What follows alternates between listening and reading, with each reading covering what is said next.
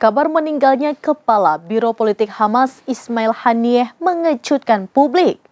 Bos Hamas tersebut sempat menghadiri pelantikan Presiden baru Iran.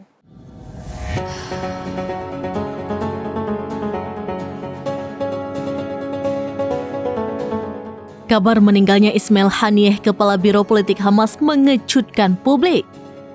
Pasukan Garda Revolusioner Iran atau IRGC pada hari Rabu pagi 31 Juli 2024 mengumumkan bahwa pemimpin Hamas Ismail Haniyeh dan pengawasnya tewas. Menurut Garda Revolusi Islam atau IRGC, Haniyeh diserang setelah menghadiri pelantikan Presiden baru Iran.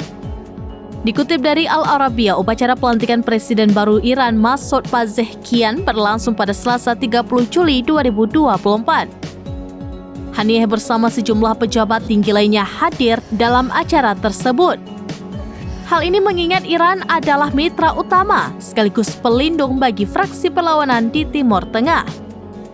Namun pada Rabu 31 Juli 2024 dini hari, kediaman Haniyeh di Teheran tiba-tiba diserang. Serangan ini menewaskan Haniyeh dan seorang pengawalnya. Pejabat Hamas Sami Abu Zuhri menuduh Israel sebagai dalang di balik serangan tersebut. Namun hingga berita ini ditayangkan, Israel belum memberikan komentarnya.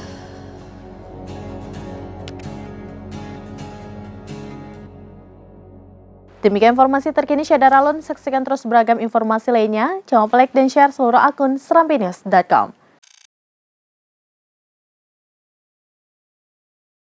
Download Tribun X sekarang, menghadirkan lokal menjadi Indonesia.